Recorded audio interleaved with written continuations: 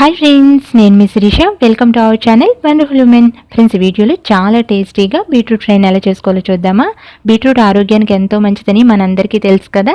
కానీ జనరల్గా బీట్రూట్తో చేసుకునే కర్రీ కానీ ఫ్రై కానీ అంత టేస్టీగా అనిపించకపోవడంతో మనలో చాలామంది ఇష్టపడరు.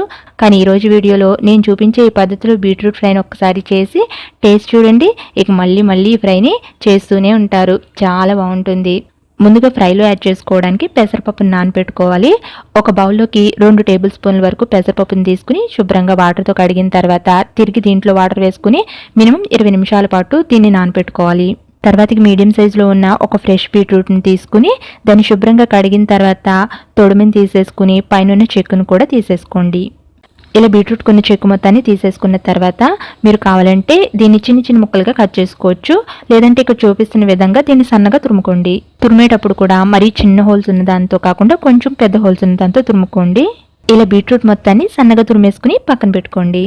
ఇప్పుడు స్టవ్ మీద ఒక ప్యాన్ పెట్టుకుని దాంట్లో 1 టేబుల్ స్పూన్ వరకు ఆయిల్ వేసుకుని హీట్ చేసుకోండి. ఈ ఫ్రైకి ఆయిల్ మరీ ఎక్కువ పట్టదు.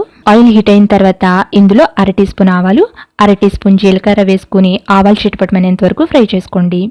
ఆవాలు కాస్త చిటపటమంటూ ఉండగా ఇప్పుడు ఇందులో 4 వెల్లుల్లి రెబ్బల్ని పొట్టు తీసేసుకుని ఇలా కచ్చపచ్చ దంచి యాడ్ చేసుకోండి. అలాగే ఒక ఎండుమిర్చిని కూడా ఇలా ముక్కలుగా కట్ చేసుకుని వేసుకుని ఈ రెండింటిని లైట్గా ఫ్రై చేసుకోండి. ఇవి కూడా కాస్త ఇలా ఫ్రై అయిన తర్వాత ఇప్పుడు ఇందులో మీ కారానికి తగ్గట్టుగా కొన్ని పచ్చిమిర్చిని ఇలా చీలికలుగా కట్ చేసుకుని వేసుకుని ఫ్రై చేసుకోండి. ఈ ఫ్రైకి ఎండు కారం వేసుకుంటే వచ్చే టేస్ట్ కన్నా కూడా పచ్చిమిర్చి కారంతో వచ్చే టేస్టే బాగుంటుంది. సో చూసుకుని పచ్చిమిర్చిని యాడ్ చేసుకోండి. పచ్చిమిర్చిని ఇలా కాస్త ఫ్రై చేసుకుంటే ఫ్రైలో వీటి టేస్ట్ కూడా బాగుంటుంది. సో పచ్చిమిర్చి ఇలా కొంచెం ఫ్రై అయిన తర్వాత ఇప్పుడు ఇందులో కొంచెం కరివేపాకు, అలాగే ఒక మీడియం సైజ్ ఉల్లిపాయని ఇలా సన్నగా చిన్న ముక్కలుగా కట్ చేసుకుని వేసుకుని ఇవి మంచి గోల్డెన్ కలర్లోకి వచ్చేంత వరకు ఫ్రై చేసుకోండి. ఉల్లిపాయ ముక్కలు ఇలా మంచి గోల్డెన్ కలర్లోకి వచ్చిన తర్వాత ఇప్పుడు ఇందులో ముందుగా తురుము పెట్టుకుని ఉంచుకున్నాం కదా బీట్రూట్ తురుముని, దాని మొత్తాన్ని యాడ్ చేసేసుకుని ఇప్పుడు ఇదంతా కూడా ఇందులో కలిసేటట్టు ఒకసారి బాగా కలిపేసుకుని లైట్గా ఈ బీట్రూట్ తురుముని ఫ్రై చేసుకోండి. బీట్రూట్ తురుములో ఉన్న పచ్చివాసన పోయేలాగా దీన్ని ఇలా లైట్గా ఫ్రై చేసుకున్న తర్వాత ఇప్పుడు ఇందులో ముందుగా నానబెట్టుకుని ఉంచుకున్న పెసరపప్పుని వాటర్ లేకుండా మొత్తం ఇందులో యాడ్ చేసేసుకోండి. ఇలా ఈ ఫ్రైలో కొంచెం పెసరపప్పుని నానబెట్టుకుని వేసుకోవడం వల్ల ఫ్రై టేస్ట్ చాలా బాగుంటుంది. ఇలా పెసరపప్పు మొత్తాన్ని ఇందులో యాడ్ చేసేసుకున్న తర్వాత ఇప్పుడు ఇదంతా కూడా ఇందులో కలిసేటట్టు ఒకసారి బాగా కలిపేసుకున్న తర్వాత ఇప్పుడు దీని మీద మూత పెట్టి 10 నిమిషాల పాటు పెసరపప్పు అలాగే బీట్రూట్ తురుము కూడా ఉడికేంత వరకు బాగా మగ్గించుకోవాలి. మధ్యలో మూత తీసి చెక్ చేసుకుంటూ ఉండండి.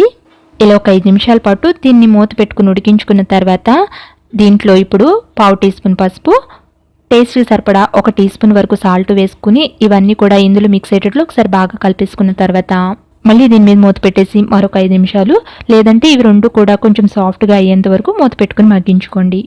ఇలా మూత పెట్టుకుని దీన్ని కొంతసేపు మగ్గించుకునేసరికి చక్కగా ఇవన్నీ కూడా ఇలా ఉడికిపోతాయి. ఇలా ఇవన్నీ కూడా ఉడికిపోయిన తర్వాత ఇప్పుడు ఇందులో ఫైనల్గా 1/2 టీ స్పూన్ ధనియాల పొడి, 1/2 టీ స్పూన్ గరం మసాలా వేసుకుని ఇవి రెండు కూడా ఇందులో కలిసేటట్టు ఒకసారి లైట్గా ఫ్రై చేసుకోండి.